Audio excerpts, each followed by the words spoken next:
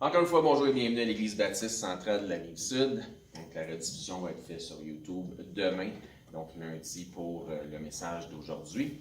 Donc, si vous avez des gens qui ont manqué, vous savez qui ont manqué, pour les encourager à pouvoir écouter le message et les enseignements aussi. Dominique va aussi mettre sur la page Facebook de l'Église et sur la page Facebook de l'Église du quartier, une page que lui donc, qui gère présentement, là, qui appartient.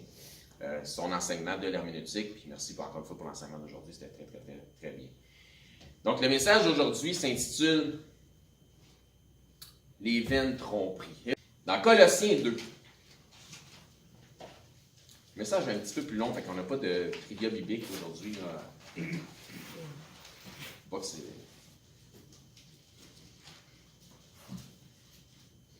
Colossiens 2, à partir du verset 6. On va lire de 6 à 10. Donc, ça dit, « Ainsi donc, comme vous avez reçu le Seigneur Jésus-Christ. » Est-ce que vous avez reçu le Seigneur Jésus-Christ? Oui. Amen. Ben, marchez en lui. Étant enraciné, non seulement enraciné, mais fondé en lui, affermi par la foi. Comment? D'après les instructions qui vous ont été données. Est-ce que vous recevez des instructions dimanche après dimanche? Et abondé en actions de grâce. Prenez garde que personne ne fasse de vous sa proie. Comment? Par la philosophie, par une vaine tromperie. C'est quoi le titre du message? Les vaines tromperies. S'appuyant sur les traditions des hommes, sur les rudiments du monde, et non sur Christ. Car en lui, Christ, habite corporellement toute la plénitude de la divinité. Vous avez tout pleinement en lui qui est le chef de toute domination et de toute autorité. Je demande à Michael s'il ouvrait le culte en prière, s'il vous plaît. Amen. Donc, dans notre texte d'ouverture, nous observons quelque chose d'intéressant. Paul dit dans Colossiens 2:6, ainsi donc, comme vous l'avez reçu, vous avez reçu le Seigneur Jésus-Christ, marchez en lui. Comment est-ce que nous avons, comme ceux de Colosse, il s'adresse à l'Église aux Colossiens, comment est-ce qu'on a reçu le Seigneur Jésus-Christ? Pareil comme eux autres, par l'entremise de la prédication du message, de la bonne nouvelle de l'Évangile de Christ. En entendant l'Évangile qu'on a reçu Christ, qu'on a accepté Christ. Comment est-ce que par la foi, dans le message, comment est-ce qu'on peut s'assurer maintenant de marcher en lui? Par la connaissance de ses attentes envers nous. Par la connaissance et la mise en pratique d'une saine doctrine. Tiré du psaume 119, ça dit ceci. « J'ai serré ta parole dans mon cœur afin de ne pas pécher contre toi. J'ai les instructions, je sais ce que je dois faire. Maintenant, je vais m'assurer de faire les bonnes choses, je vais marcher en lui. » Ça dit, toujours tiré du psaume 119, ça dit « Ta parole est une lampe à mes pieds, une lumière à mon sentier. Je vais marcher en lui. » Colossiens 2,7, ça commence en disant « Étant enraciné et fondé en lui » dans notre passage d'ouverture. Quand je lis les instructions de Paul qui parlent d'être enraciné en lui, je ne peux pas m'empêcher, vu que ça parle d'enraciner, donc de racine, je ne peux pas m'empêcher de penser à la parabole du semeur.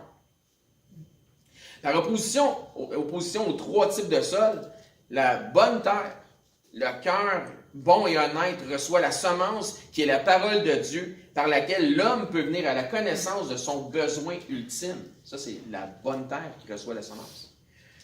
Ce qui est tombé dans la bonne terre, ce sont ceux qui, ayant entendu la parole avec un cœur honnête et bon, la retiennent et portent du fruit avec persévérance. Vous allez trouver la référence dans Luc 8,15, on a vu ça récemment. Donc, trois choses ici. Nous avons reçu Christ par la prédication de la parole. Première des choses. Deuxième chose, nous devons marcher en lui en mettant sa parole en pratique. C'est ça, marcher en lui. Troisième chose, nous devons avoir des racines creuses, solides, profondes, afin d'être inébranlables en Jésus-Christ. Ce qui fait en sorte que ça démontre une persévérance à faire ce qui est juste. La parabole du semeur comme je dis qu'on a vu il n'y a pas si longtemps, nous indique les dangers de ne pas être solidement enraciné. Il ne faut pas être ébranlable, il faut être inébranlable. Encore une fois, tiré du psaume 119, le verset 113 dit « Je hais les hommes indécis ». Ça dit « J'aime ta loi ». Donc ta loi, c'est le synonyme de la parole de Dieu. Qui dit indécis dit chambranlant. Ensuite, ça dit, toujours dans Colossiens 2, 7, fondé en lui. Jésus-Christ, qui est la parole de Dieu vivante, est la principale pierre de l'angle, le fondement de l'édifice qui est l'Église, c'est le rocher, notre rocher. Considérons ensemble ce que Jésus dit dans Luc au chapitre 6. Puis vous allez voir que ça va exactement en ligne avec ce que Paul dit aussi dans Colossiens 2. Dans Luc 6, 45, ça dit là, « L'homme bon tire de bonnes choses du bon trésor de son cœur, et le méchant tire de mauvaises choses du mauvais trésor de son cœur. Car c'est de l'abondance du cœur que la bouche parle. Pourquoi m'appelez-vous Seigneur, Seigneur, et ne faites-vous pas ce que je vous dis, vous ne marchez pas en lui? Je vous montrerai ce qui est semblable, je vous montrerai à qui est semblable tout homme qui vient à moi. Entends mes paroles et les met en pratique, marche en lui. Il est semblable à un homme qui bâtissant une maison a creusé profondément et a posé le fondement sur le roc. Dans l'expression, un anglicisme, hein? Groundé. Une inondation est venue et un torrent s'est jeté contre cette maison sans pouvoir l'ébranler. Inébranlable. Parce qu'elle était bâtie, bien bâtie. Et celui qui entend et ne met pas en pratique est semblable à un homme qui a bâti une maison sur la terre sans fondement. Le torrent s'est jeté contre elle, aussitôt elle est tombée et la ruine de cette maison a été grande. On entend la parole, on la met en pratique, et ainsi nous devons seulement être enracinés, profondément ancrés en Jésus-Christ. Quand on met la parole de Dieu en pratique, c'est ce qui se passe. Pieuté, bâti sur le roc. Toujours dans Colossiens 2,7, ça dit enraciné, fondé et affermi par la foi. Voyez-vous, encore une fois, nous devons demeurer fermes, affermis, par la foi que nous avons en Jésus-Christ, notre Seigneur, et les promesses de Dieu, notre Sauveur. Donc, dans notre espérance, car nous espérons par la foi. 1 Corinthiens 6,13 dit « Veillez, demeurez fermes dans la foi. Soyez des hommes. » Fortifiez-vous. Donc, quand ça dit « soyez des hommes », ça dit « soyez matures. » Fortifiez-vous. Il y a un lien clair entre la fermeté, la persévérance, la mise en pratique des Écritures et, éventuellement, à cause de tout ça, la maturité du chrétien. Ça nous dit de ne pas être comme des enfants, c'est-à-dire facilement ébranlables, pouvant être ballottés ici et là, comme un bateau sans gouvernail sur une mer qui est agitée, sur les flots d'une mer agitée. Nous devons avoir cette ancre, comme un bateau, cette ancre de l'âme qui s'accroche fortement aux salutaires paroles de Dieu. Avec Jésus comme capitaine et commandant, vous êtes certain d'arriver à bon port. Toutes nos actions, toutes nos réflexions sur la mer de ce monde, pour continuer dans notre image, devraient être dirigées par la sagesse que Dieu nous donne à travers son manuel d'instruction. Ouais, mais moi, je fais du mieux que je peux, puis c'est parce que je ne connais pas tout ce que le livre enseigne. Je ne sais pas tout encore. Bienvenue dans la vie en Jésus-Christ. Il n'y a personne qui peut se vanter de tout savoir et de tout faire correctement, même ceux qui vous enseignent ici derrière la chaire. Personne. C'est pourquoi ça prend de la persévérance. Nous ne devons pas nous relâcher, nous devons continuer à aller de l'avant.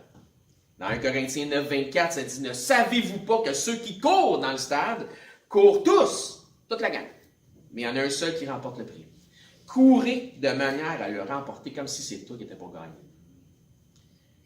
L'activité physique. Peut-être que tu ne connais pas encore tout ce qu'il faut savoir dans les Écritures. Mais si lorsque tu te fais enseigner, tu reçois de l'enseignement, si tu la reçois, si tu la mets en pratique, ben, sans jeu de mots, ça va passer de la théorie à la pratique. Comprenez-vous? Il y a une différence entre la parole théorique et celle de la pratique mise en action. La parole qui demeure de la théorie n'accomplit pas grand-chose, ni pour toi, ni pour les autres autour de toi. C'est pourquoi Paul compare le tout à une activité physique, à une course. Tu auras beau vouloir t'inscrire pour un marathon. Si tu restes assis dans ton lazy boy en disant, ben voyons, je sais courir, là. J'ai déjà couru dans ma vie au moins une couple de fois. J'ai pas besoin vraiment de faire de l'exercice parce que courir, je sais comment faire ça. C'est juste comme marcher, mais plus vite. Les chances sont fortes que tu ne te rendes pas loin dans ton marathon. Mettre ta parole en pratique, c'est comme développer une mémoire musculaire, une certaine endurance, mais spirituelle. La piété, c'est l'exercice spirituel. Mettre la parole en pratique, c'est signe d'un désir de vouloir maturer en Christ. Quand tu mets la parole en pratique, ça signifie que tu veux grandir en Christ. On devrait tous vouloir faire ça. Ensuite, ça dit, toujours dans Colossiens 2,7, ça dit d'après les instructions qui vous ont été données, donc étant enracinés et fondés en lui et affermis par la foi, d'après les instructions qui vous ont été données et abondés en actions de grâce. Il dit ici, pas besoin de développer une nouvelle théologie, pas besoin de la pseudo-sagesse de ce monde, pas besoin des diverses philosophies de ce monde. Non, tout ce que tu as besoin, c'est un minimum de discernement et de te fier aux enseignements que tu reçois. Les instructions que vous recevez par vos enseignants sont ultra précieuses. C'est votre tâche d'évaluer tout ça, mais vous ne pouvez pas vous permettre de mépriser les enseignements que vous recevez. Ce que vous entendez dimanche après dimanche, c'est pour votre perfectionnement que Dieu vous l'offre. Pour ce qui est de vos enseignants, Dieu regarde à leur cœur. Et ils auront leur compte à rendre devant Dieu, selon l'œuvre de leur ministère. Ils recevront leur récompense en fonction de ce que Dieu jugera qu'ils méritent. Mais encore une fois, sans chercher la gloire ou être glorifié par les hommes, mais pour votre compréhension et pour votre bénéfice, je vais réitérer ce fait que Dieu vous offre d'être enseigné par des hommes qualifiés pour votre perfectionnement. Et si vous partez d'ici dimanche après dimanche sans mettre ce que vous recevez en pratique, spirituellement, vous vous auto-sabotez. Vous auto-sabotez. C'est important que vous reteniez quelque chose de ce que vous recevez et la meilleure façon de le retenir, c'est quoi? Le mettre en pratique. Exactement. Éphésiens 4, 11.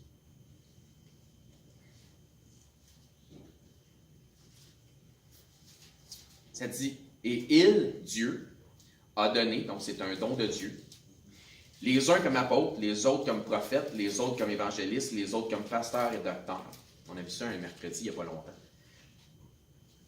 Pourquoi il a donné ça, Dieu? Pourquoi il a fait ce don-là? Pour le perfectionnement des saints, donc vous autres, en vue de l'œuvre du ministère et de l'édification du corps de Christ qui est l'Église. Nous autres, encore une fois. Vous savez qu'il y a plusieurs églises au Québec, comme on l'a vu dans la lettre de notre sœur, sont sans anciens qualifiés pour les enseigner. Ici, à Saint-Hubert, le Seigneur vous a fait des dons. Pour ma femme, je n'ai pas tout un cadeau. Là. Mais ça, c'est à la maison. Blague à part, c'est pas pour paraître prétentieux, mais c'est absolument pas le cas, mais c'est ce que Dieu dit. Dieu vous a fait des dons, c'est tout. C'est ce que Dieu dit.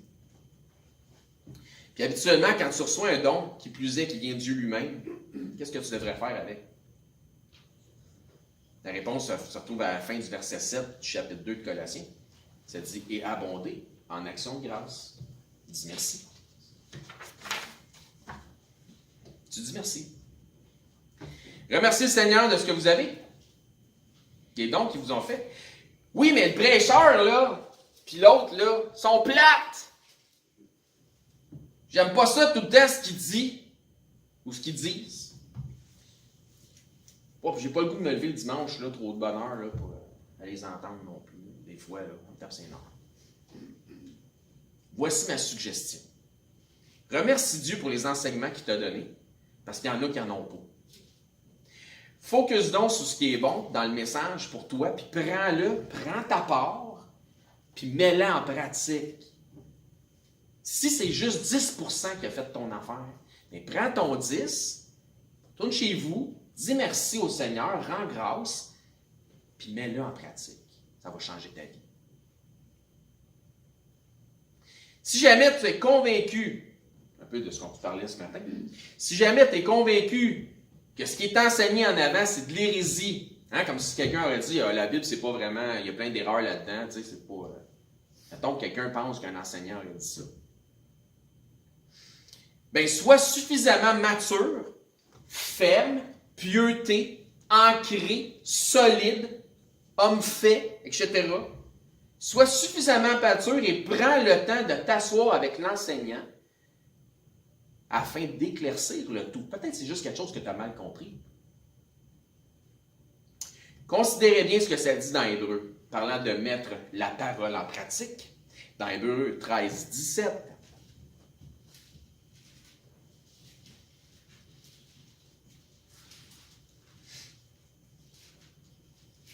Ça dit là, obéissez à vos conducteurs et ayez pour eux de la déférence. Car, pourquoi? Car ils veillent sur vos âmes, comme devant en rendre compte, que je vous ai dit tantôt, on va avoir des comptes à rendre. On va avoir la récompense en fonction de le ministère qu'on a offert. Qu'il en soit ainsi, donc qu'il n'en soit pas autrement. Ça va jusqu'à date? On est d'accord avec ce que ça dit dans la Bible? Afin qu'ils le fassent avec joie. Pourquoi tout ça? Pour que ceux qui enseignent ici le fassent avec joie. Donc, c'est un travail d'équipe. Vous avez votre part à faire, on a notre part à faire. Et non en gémissant. Pourquoi? Parce que si c'était en gémissant, ça dit là, ce qui ne vous serait d'aucun avantage, ça serait contre vous autres que la tâche serait faite en gémissant. C'est votre don. Comment vous traitez ce qui vous a été donné va faire toute la différence, pas juste pour le don, mais pour vous-même. Obéissez à vos conducteurs. Et ça, hein? Oh là! Ça ne veut pas dire laissez-vous dominer, être dominé par. Il faut comprendre ce que ça dit comme ça le dit. Ça ne dit pas ici laissez-vous dominer par. Non, ça dit obéissez. Parce que si c'était laissez-vous dominer par vos conducteurs, ça serait totalement contraire aux Écritures. Donc, il y a un sens, il y a un contexte, il y a une réalité de ce que ça dit. Mais ça qualifie le type d'obéissance en ce que ça s'applique à ceux qui vous conduisent. Obéissez à vos conducteurs. Dans le sens d'être soumis principalement, pas aux hommes, à l'enseignement biblique de ceux qui vous la transmettent ou de ce que vous recevez. Ainsi donc, vous vous soumettez à Dieu et à sa parole, à l'enseignement. C'est ça qu'on fait, on enseigne. Quand ça dit « obéissez à vos conducteurs », obéissez à l'enseignement. Donc, c'est pas... Donc, dans le sens d'être soumis principalement à l'enseignement biblique que nous vous transmettons. Ainsi donc, vous soumettez à Dieu, vous soumettez à sa parole, puis vos conducteurs n'ont aucune autorité d'ingérence dans vos vies. Je ne suis pas le boss de l'Église. Dominique n'est pas le sous-boss de l'Église. Puis je ne suis pas le boss du troupeau.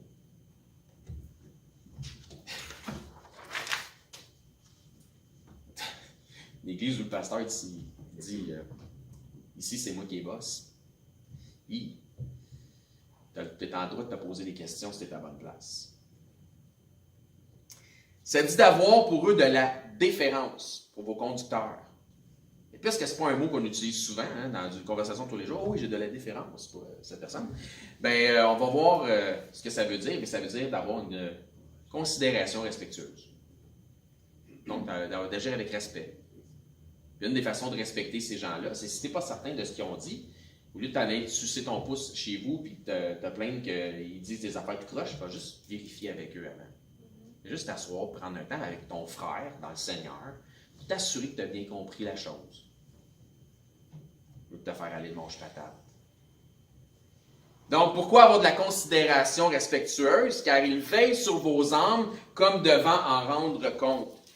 Donc, j'aurai à rendre des comptes pour vos âmes du temps que vous aurez été sous mon enseignement. Ça va arriver un jour. Qu'il en soit ainsi que ça dit, donc qu'il n'en soit pas autrement, comme je disais tantôt, afin qu'il le fasse avec joie et non en gémissant, ce qui vous serait d'aucun avantage. Imaginez si le troupeau là, nous faisait à vie dure. Notre engagement, mon engagement demeure le même. Je devrais, tant que Dieu me donne la responsabilité, me présenter ici dimanche après dimanche, puis prêcher pareil. Votre avantage à vous, c'est que je vienne avec la joie dans le cœur. Le contraire, ça vous serait un désavantage. On arrive au 8e verset de notre passage d'ouverture. C'est le passage qui contient le titre de notre message d'aujourd'hui. Le titre de notre message d'aujourd'hui, c'est quoi? Les vaines tromperies. Paul, après avoir donné toutes ses recommandations, donc récapitulons, c'est quoi les recommandations de Paul? Marchez en Jésus-Christ, demeurez enracinés et fondés en lui, soyez affermis par la foi, agissez selon les instructions qui vous ont été données. En grosso modo, c'est ce qui vient d'être donné comme instruction. Donc, au verset 6 et 7, il leur donne des recommandations et ensuite, c'est comme s'il leur disait « Faites ceci », autrement dit, ne faites pas cela. Parce que, selon ce qui suit, si vous ne suivez pas les règles suivantes du verset 8, c'est comme si ce qu'il vient de dire au verset 6 et 7, ça n'a plus aucune valeur. C'est que si tu fais ça, tu ne feras pas ça, tu ne feras pas ça. Mais si tu ne fais pas ça, tu ne fais pas ça, tu vas tomber dans ça puis ça. Tu ne peux pas. Là. Donc, c'est des choses qui se confirment. Autrement dit, tu ne peux pas agir en fonction de ce qui est proposé dans le verset 6 et 7, puis agir à l'inverse du verset 8. Les versets 6 et 7 sont à la positive, faites ceci, faites cela. Le verset 8, c'est plutôt à la négative, ne faites pas ceci, ne faites pas cela. Voyez-vous? Maintenant, tu ne peux pas faire l'un sans faire l'autre, c'est pourquoi que le verset 8 est vraiment, vraiment important. Bon, j'espère que je ne vous ai pas perdu. Colossiens 2:8. Prenez garde que personne, après avoir donné ces instructions là, qu'on vient de mentionner, là, de marcher en Jésus-Christ, de demeurer enraciné, fondé en lui, soyez affermis par la foi, agir selon les instructions qui vous ont été données. Là, il va à la négative. Prenez garde que personne ne fasse de vous sa proie par la philosophie, par une vaine tromperie, s'appuyant sur les traditions des hommes, sur les rudiments du monde et non sur Christ. Si vous agissez selon les instructions du 6-7, comme on vient de les résumer, versets 6 et 7, automatiquement, vous allez prendre garde à ce que personne ne vous fasse de vous sa proie par la philosophie, par une vaine tromperie, s'appuyant sur les traditions des hommes, sur les rudiments du monde et non sur Christ. Automatiquement. Si tu fais un, c'est automatiquement que tu vas faire l'autre. Parce que si tu fais un puis l'autre, puis après ça, tu tombes dans la proie aux philosophies, ça annule 6 puis 7. Ça cancelle. La partie que je qualifie la plus importante du verset 8, c'est exactement la fin du verset. Ça dit « et non sur Christ ». Comment fait-on pour savoir si quelque chose n'est pas une vaine tromperie, une philosophie, un rudiment ou une tradition du monde, ou tradition d'homme, ou rudiment mondain? Comment on fait pour savoir ça? Comment fait-on pour savoir si c'est selon Christ ou non? Avez-vous une idée? On regarde dans la Bible. On regarde dans la Bible. Amen. On vérifie ce que Christ en pense. Le livre d'instruction. Nous avons la pensée de Christ par écrit, Christ étant la parole de Dieu. Voici ce que Paul dit, il dit ici, pardon, si ça ne s'accorde pas avec la parole de Dieu, il y a de plus fortes chances que ça soit quoi vous pensez. Donc, si ça ne s'accorde pas avec la parole de Dieu, ça va être quoi? Ça va être des philosophies. Ça va être des vaines tromperies. Ça va être des traditions d'hommes. Ça va être des rudiments mondains. Certaines philosophies peuvent être bonnes si elles s'accordent avec le bon sens des Écritures. Le problème, c'est pas seulement quelconque philosophie, mais c'est de devenir une proie de cette philosophie qui serait une vaine tromperie. Même chose pour les traditions des hommes. Les traditions peuvent avoir rien de mal en soi. On fait des choses par tradition ici, puis on s'en rend même pas compte. Là. Puis il y a beaucoup de traditions chez les églises qui partagent une foi comme la nôtre, mais ce n'est pas nécessairement mauvais. Mais comme le dit Jésus aux religieux de son époque, qu'est-ce qu'il leur dit? Si les traditions des hommes transgressent les instructions de Dieu, le choix devrait être clair. Pensez pas.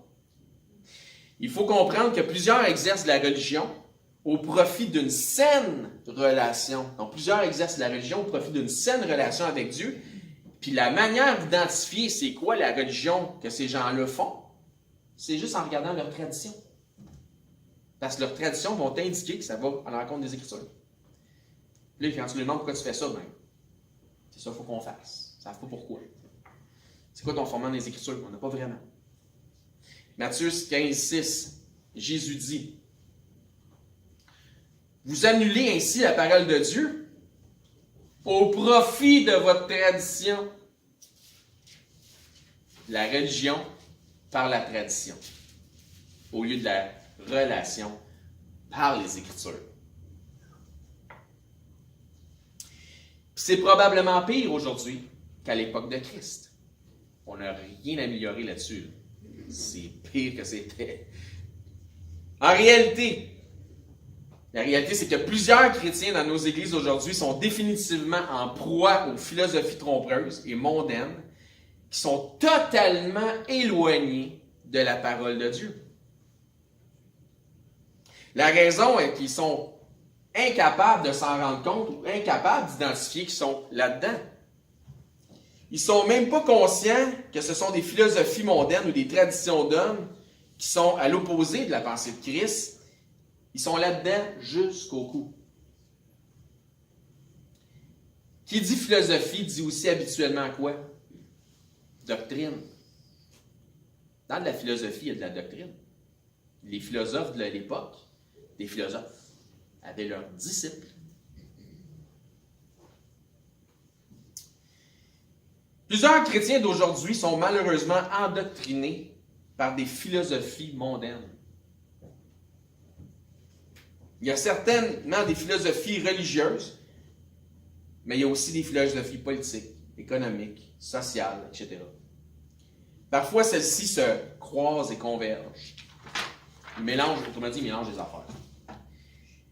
C'est pour ça que c'est important d'avoir du discernement biblique afin de ne pas tomber dans les pièges des philosophies puis de devenir, parce que si tu tombes dans le piège, tu deviens quoi? Une proie. L'humanisme, c'est une philosophie. Le féminisme, c'est une philosophie. Le socialisme, philosophie. Le communisme, le marxisme, le etcétérisme, c'est un paquet de doctrines philosophiques qui finissent tous en isme, mais qui ne s'accordent absolument pas avec quoi? Le christianisme. Absolument pas. Mais on est là-dedans des fois jusque-là, comme chrétiens, puis on s'en rend même pas compte. Des philosophies sociopolitiques qui, dans l'étendue de leur idéologie, parce que c'est ça que c'est, sont complètement à l'opposé de la pensée de Christ. On nous entretenons beaucoup de mythes et de pensées qui sont simplement issus de raisonnements humains.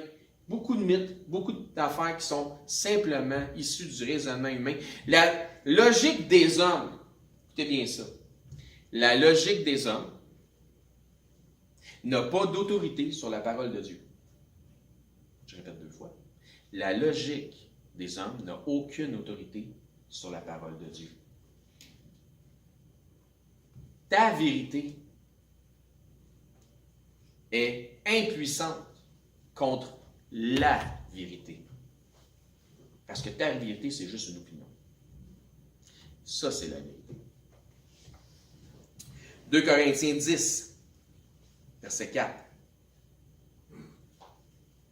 Car les armes avec lesquelles nous combattons ne sont pas charnelles, mais elles sont puissantes par la vertu de Dieu pour renverser des forteresses. Quelle forteresse? Verset 5. Nous renversons les forteresses et nous amenons toute pensée, tu sais, les forteresses dans ta vie, dans ta tête, dans ton esprit. Nous amenons toute pensée captive, pas à l'obéissance du monde, à l'obéissance de Christ. Dieu veut nous sortir des pièges, des philosophies de ce monde. Puis pour ça, des fois, il faut qu'il détruise des forteresses.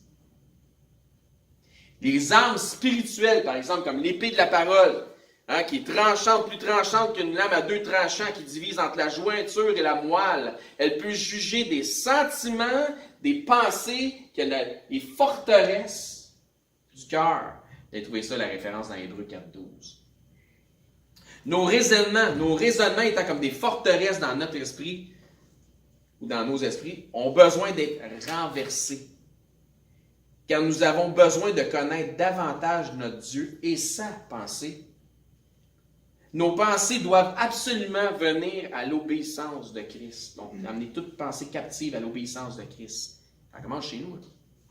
Être captivé par Christ et non pas en proie aux philosophies de ce monde.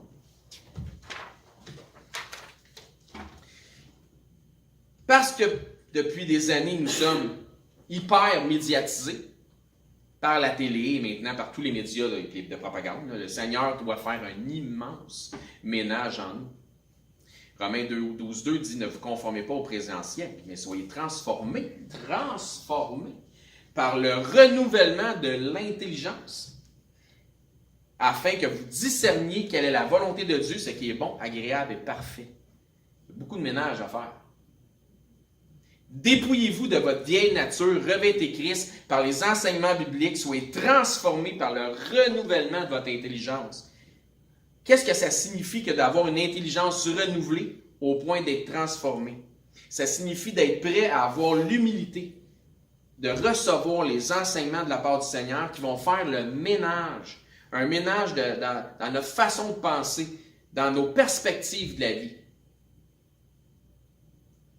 Ça signifie d'être prêt à tout jeter à la poubelle, tout mettre au feu, puis à recommencer un nouveau début. C'est un renouvellement. Colossiens 2.8, toujours dans notre texte d'ouverture. Prenez garde que personne ne fasse de vous sa proie par la philosophie, par une vaine tromperie s'appuyant sur les traditions des hommes, sur les rudiments du monde et non sur Christ. Car en lui, Christ, habite corporellement toute la plénitude de la divinité. Vous avez tout pleinement en lui, qui est le chef de toute domination et de toute autorité. Et c'est Jésus-Christ, en qui habite corporellement toute la plénitude de la divinité. Donc, ça veut dire quoi, ça? Dieu en chair. Être l'autorité de toutes vos pensées et de toutes vos philosophies. Un des pires, puis je vais prendre un exemple parce que c'est probablement un des pires mouvements de pensée philosophique aujourd'hui, répandu avec des ramifications et des branches partout, comme une toile qui s'étend puis s'étire. Le féminisme. Tu peux pas parler de ça. Oui, tu peux parler de ça, oui. Celui-ci alimente tellement de courants de pensée tordus. Aujourd'hui, celui qui ose parler contre le mythe de la Wonder Woman passe automatiquement pour un misogyne marginal ou patriarcal. OK? La réalité, c'est que le féminisme va à l'opposé de la pensée de Christ. Faites ce que vous voulez. Les féministes vont à l'opposé. C'est vraiment une philosophie avec des disciples et une doctrine. Puis c'est comme dans bien des religions. Tu as les extrémistes puis tu as les plus modérés. Mais ça va à l'opposé de ce que Dieu enseigne. C'est une philosophie, c'est un rudiment du monde qui va carrément à l'encontre de Christ. C'est pas parce que ça semble être bon pour ce monde, mais toi qui es dans ce monde mais qui n'est pas de ce monde, C'est pas parce que ça semble bon pour ce monde que c'est bon pour toi. Le mythe de la femme forte, indépendante, dominante dans un monde d'hommes. Ah, c'est rough, hein? Et belle et bien exposée dans les Écritures. C'est là, dans la Bible, là. On le voit ça. Pourquoi? Parce qu'il n'y a rien de nouveau sous le soleil. C'est beau aujourd'hui. Dans les Écritures, le féminisme est l'équivalent de ce qu'on peut appeler rapidement, en regardant les Écritures, le jézabélisme. Si vous souhaitez vraiment savoir, selon les Écritures, ce qui fait qu'une femme est forte, c'est pas compliqué. C'est la même chose qui fait qu'un homme est fort. Il n'y a pas de différence. C'est pas celle qui a eu des souffrances, puis bien des stigmates, puis qui s'est rendu la peau coriace, puis qui s'est bâti une carapace à force de souffrir. Non, ça, c'est juste manifester notre faiblesse quand tu fais ça. Non. C'est comme pour tout homme fort, puis toute femme forte en Christ. C'est juste celle qui met sa confiance en Dieu. C'est pas compliqué. Ça a besoin d'être saint, puis c'est saint. C'est comme nous. C'est quand on est faible. C'est là qu'il est fort. Mais fort en nous. Faut dire encore répéter ce que ça dit dans Colossiens 2:8. Prenez garde que personne, pas la télé, pas les médias, pas Facebook, pas Instagram, pas ci, pas ça, ne fasse de vous sa proie. Le pied dans le piège à ours, par la philosophie, par une vaine tromperie, s'appuyant sur quoi? Sur des traditions des hommes, sur des rudiments du monde. Ça n'a pas rapport avec la Bible, ça n'a pas rapport avec ce que Dieu enseigne, ça a rapport avec ce que le monde veut te faire croire, le monde qui veut t'enseigner, puis comment le monde veut que tu marches, et non sur Christ. Ça fait du sens, c'est logique. Je trouve cette philosophie-là, moi je l'aime, moi j'ai une petite nature philosophe, moi j'aime ça, c'est ce que ça dit. Ça me fait du bien quand j'entends cette affaire-là. Mais comparé à la parole de Dieu, finalement, ça n'a plus aucun sens. Laisse donc ça dans les vidanges. Conclusion. Êtes-vous enraciné et fondé en lui, ferme dans la foi, mature selon les instructions venant des Écritures, pas selon les philosophies du monde, on n'en a rien à cirer. Marchant en Jésus-Christ. Ou si vous avez un pied dans le piège à ours qui vous empêche de marcher en Jésus-Christ parce que tu as le pied dans le piège, en proie aux philosophies de ce monde. Êtes-vous enraciné profondément ou chambranlant? Pas trop sûr, moi j'aime ces philosophies-là. Oui, mais ça dit ça dans la Bible. Oui, mais ça, là, c'est bon, ça, là. Oui, mais dans la Bible, ça dit, êtes-vous chambranlant? Vous êtes fondé, enraciné dans la parole de Dieu. Puis ce qui prévaut par-dessus toute chose, c'est ça. Dans la vie, tu as deux options. Tu peux t'ouvrir la trappe, puis laisser tout le monde comprendre que tu es un imbécile, ou tu peux te la fermer, puis tout le monde va penser que tu es intelligent. Mais quand tu as la connaissance de la parole de Dieu, tu as beau être un cave, tu vas dire des affaires, le monde va dire, c'est que tu penses ça. Dans la Bible, c'est Dieu qui le dit. Le nombre de fois j'ai passé pour un intelligent puis j'avais rien inventé, là, je ne les compte plus. Du monde qui me sort une philosophie, je vois, mais je leur lance le contraire parce que Dieu dit le contraire. Je passe pour un intelligent. Pas intelligent. J'ai serré sa parole dans mon cœur. C'est tout simple que ça. Méprisez-vous l'instruction ou si vous dites merci à l'instruction que le Seigneur vous offre, la mettez-vous en pratique.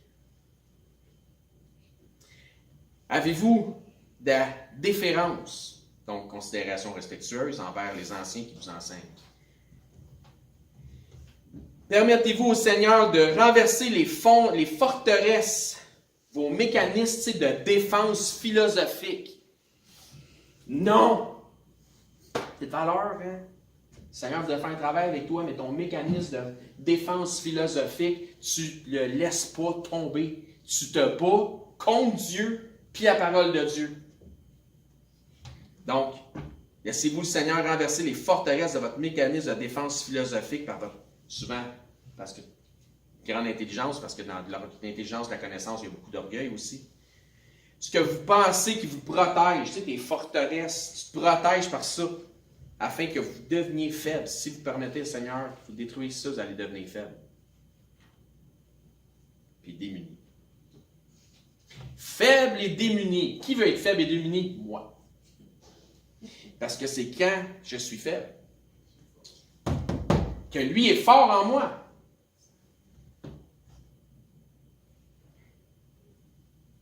Dieu veut être fort en vous. Mais il y a du ménage à faire. Laissez les dons faire le ménage. Si vous n'avez jamais cédé la place à Jésus dans votre cœur, si vous n'avez jamais fait de Jésus votre Seigneur et Sauveur, faites-le maintenant. Moi, je vous encourage à le faire maintenant. Ça va changer votre vie pour l'éternité. Amen? Demandez à Frère Limoges s'il veut nous fermer le cul après.